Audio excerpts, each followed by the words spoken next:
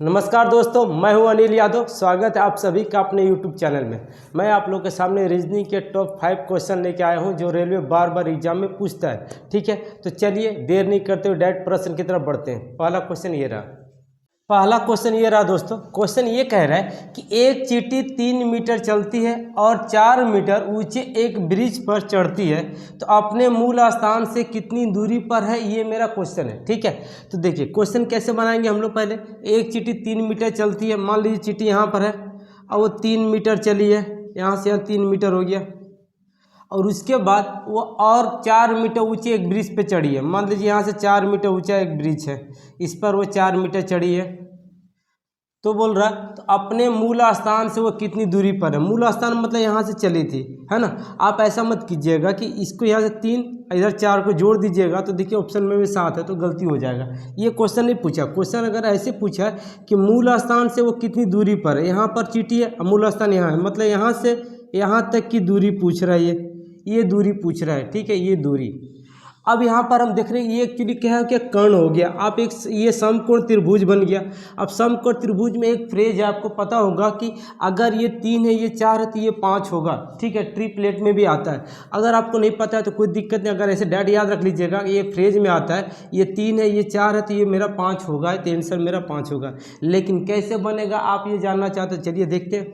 इसको हम लोग बोलते हैं क्या, देखिए इसको हम लोग P बोलते हैं, इसको हम लोग बेस बोलते हैं, और इसको हम लोग H बोलते हैं जी। ठीक है, अब H निकालना है तो H का फॉर्मूला क्या होता है, रूट के अंदर में p² + b² होता है। ठीक है, तो P मेरा कितना, P मेरा हो गया 4 का स्क्वायर और प्लस B हो गया मेरा 3 का स्क्वायर। ठीक है, तो कितना हो जाएगा 16 + 9, 16 + 9 मेरा कितना हो जाएगा 25। कितना बाहर निकलेगा, तो इससे मेरा 5 बाहर निकलेगा। ये मेरा 5 मीटर आंसर हो जाएगा। Right answer option A. ठीक है, उम्मीद कर रहे हैं आपको समझ में आ रहा होगा। चलिए बढ़ते हैं अगले सवाल की तरफ। अगला क्वेश्चन ये रहा दोस्तों कि नीचे दी गई श्रृंखला में प्रश्न चिन्ह के स्थान पर कौन सी संख्या आएगी। यहाँ पर क्वेश्चन मार्क है, यहाँ पर कौन सी संख्या आएगी, ये क्वेश्चन है। यहाँ पर 3 है, 5 है, 6 है, 12 है, 12 यहाँ क्वेश्चन मार्क, 24 है और 26 है।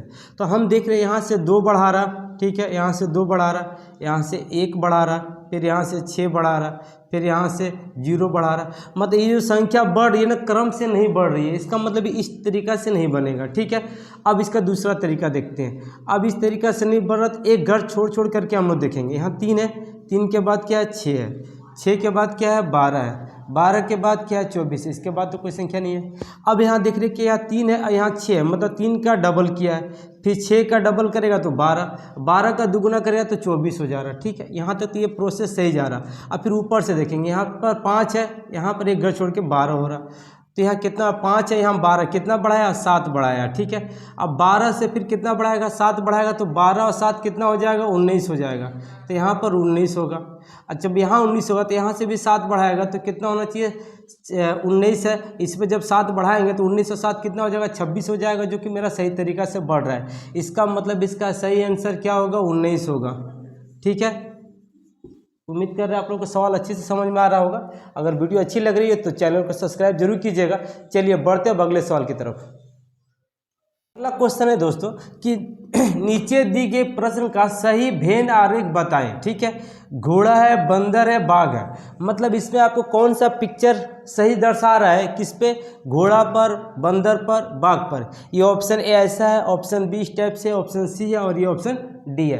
तो ये मेरा वेन डायग्राम है। इन चारों में से कौन इन तीनों का पिक्चर को सही दर्शा रहा है, आपको ये बताना है। ठीक है, तो पहले हम लोग क्वेश्चन को पढ़ते हैं। क्वेश्चन क्या कह रहा है, बोल रहा घोड़ा है, बंदर है और बाघ है। तो हम यहाँ पर क्या सीखे कि ये तीनों का तीनों क्या है, एक जानवर है, और तीनों ही जानवर है, और तीनों अलग अलग जानवर है। घोड़ा अलग जानवर होता है, बंदर अलग जानवर होता है और बाघ अलग जानवर होता है।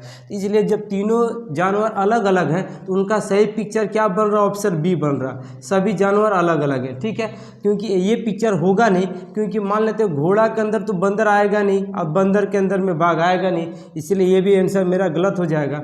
ये देखिए, अगर मान लीजिए घोड़ा के अंदर बंदर है, घोड़ा के अंदर कभी बंदर होगा, कभी नहीं होगा, इसलिए ये भी गलत है।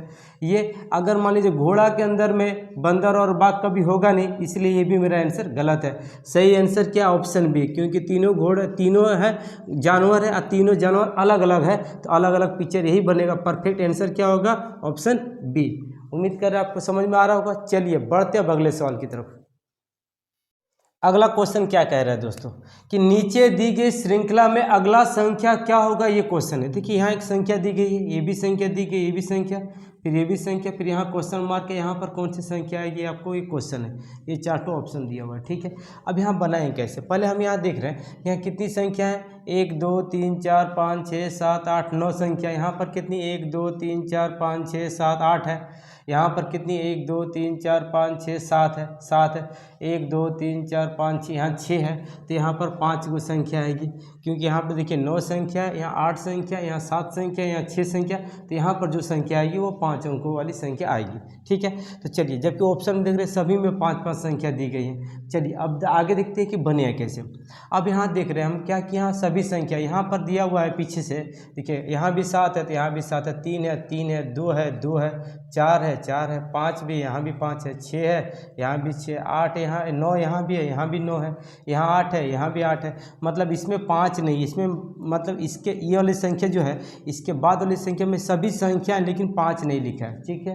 तो चलिए यहाँ पर 5 नहीं लिखा है। अब इसके बाद वाली संख्या देखते हैं कि यहाँ 8 9 से शुरू किया है और लास्ट की संख्या जो यहाँ पर 2 3 है, यहाँ 7 है, यहाँ 7 कम कर दिया है। मतलब ये सवाल बन कैसे रहा, मतलब इस सवाल का पहला संख्या यहाँ कम कर दिया और इसका आखिरी संख्या यहाँ कम कर दिया, और फिर इसके बाद इसका पहला संख्या 8 जो है यहाँ कम कर दिया है। इसके बाद में क्या होगा, इसकी आखिरी संख्या एक कम कर देगा, तो कम कर देगा तो क्या आएगा आंसर में 96542 आएगा। यहाँ की आखिरी संख्या कम होगी, तो मेरा आंसर क्या आएगा 96542। अब ये क्वेश्चन देखें कहाँ पर ऑप्शन में है, 96542, ये ऑप्शन डी में आ रहा है, जो कि मेरा ऑप्शन डी सही है, ठीक है ना। उम्मीद कर रहे हैं आप लोगों को समझ में आ रहा होगा। चलिए बढ़ते हैं अब अगले क्वेश्चन की तरफ। चलिए अगला क्वेश्चन क्या कह रहा है दोस्तों कि यदि 30 जनवरी 2013 को गुरुवार रहा हो तो 2 मार्च 2013 को कौन सा दिन था, ये क्वेश्चन है। ये कैलेंडर का सवाल है। चलिए देखते हैं कैसे बनेगा, बहुत आसान शॉर्ट ट्रिक से बताऊंगा आप लोगों को। देखिए जनवरी से लेकर हमको कहाँ तक जाना है, जनवरी से लेकर के 2 मार्च तक जाना है, ठीक है। तो जनवरी कितने का होता है, 31 का होता है, लेकिन है कितने यहाँ 30 जनवरी, तो 30 जनवरी है, तो जनवरी में कितने का होता है, 31 का होता है, तो एक दिन यहाँ बढ़ गया, ठीक है। उसके बाद हम ये चेक करेंगे कि जो ईयर है 2013 है, ये साधारण साल है या लीप वर्ष है। अगर ये लीप वर्ष रहेगा तो फरवरी जो होगा वो 29 का होगा, अगर साधारण साल है तो फरवरी कितने का होगा, 28 का होगा। तो 2013 जो है ये साधारण साल है। कैसे, वो 4 का पहाड़ा में नहीं कट रहा, अगर वो 4 से कटेगा तो लीप वर्ष होगा, 4 से नहीं कटेगा तो वो साधारण साल है। तो ये 4 से नहीं कट रहा है, इसका मतलब साधारण साल है, ठीक है। तो जनवरी 31 का था, 30 जनवरी तो यहाँ बीत चुका है, फरवरी कितने का होगा, 28 का होगा। और फरवरी के बाद क्या आएगा, मार्च, और मार्च में कहाँ तक जाना है, 2 मार्च तक बोला है, तो 2 मार्च तक आएगा। टोटल दिन जोड़ लेंगे कितना हो जाएगा, 7 28 2 30 और 31 दिन, टोटल कितने आ रहा है, 31 दिन आ रहा है। 31 दिन आ रहा है, इसको हम लोग 7 का पहाड़ा में काट के छोटा कर लेंगे, क्योंकि सप्ताह में 7 दिन होता है, इसलिए इसको 7 से हम लोग भागा देंगे और हम लोग शेष को लिखेंगे। तो 7 चौका 28, शेष कितना आएगा, 3 आएगा। शेष कितना आ रहा है, 3 आ रहा। अब हम लोग यहाँ संडे मंडे लिख देंगे, Sunday Monday Tuesday Wednesday Thursday Friday and आपको सैटरडे, ठीक है जी। अच्छा क्या बोल रहा है, यदि 30 जनवरी को गुरुवार था, गुरुवार मतलब बृहस्पतिवार यहाँ पर था, तो तीसरा दिन कौन सा होगा। तो देखिए पहला, दूसरा और तीसरा, रविवार आंसर मेरा होगा, ठीक है जी, रविवार। कैसे बना है, हम क्या किए, 30 जनवरी तो बीत चुका है, तो जनवरी में कितना दिन बचा, एक दिन बचा, एक दिन लिख दिए। फरवरी जो है 28 का होता है, और मार्च जो है 2 मार्च तक बोला है, तो 2 मार्च यहाँ लिख दिए। सभी को जोड़ दिए, कितना दिन आ गया, 31 दिन आ गया। इसको 7 से भागा दिए, क्योंकि सप्ताह में 7 दिन होता है, इसीलिए 7 दिन के बाद फिर रिपीट होता है, इसीलिए हम लोग 7 से भागा देते हैं। 7 से भागा दिए तो मेरा शेष कितना है, 7 चौका 28, 3 शेष आया, तो मतलब तीसरा दिन ही मेरा दिन आंसर आएगा। तो जब गुरुवार को बोला है तो गुरुवार था बृहस्पतिवार, यहाँ से तीसरा दिन जोड़ेंगे, 1 दिन 2 दिन और 3 दिन, मेरा क्या आएगा, रविवार। मेरा करेक्ट आंसर होगा ऑप्शन डी। तो आप लोग को वीडियो कैसा लगा दोस्तों, अगर वीडियो अच्छा लगा हो तो चैनल को सब्सक्राइब कर लीजिएगा, और आपको इस टाइप की वीडियो चाहिए हो तो कमेंट में मुझे ज़रूर बताइएगा कि सर इस टाइप की वीडियो चाहिए, मैं ज़रूर आप लोग को ये वीडियो बना के आप लोग के सामने लेके आऊँगा। तो चलिए मिलते हैं अगले वीडियो में। जय हिंद, जय भारत।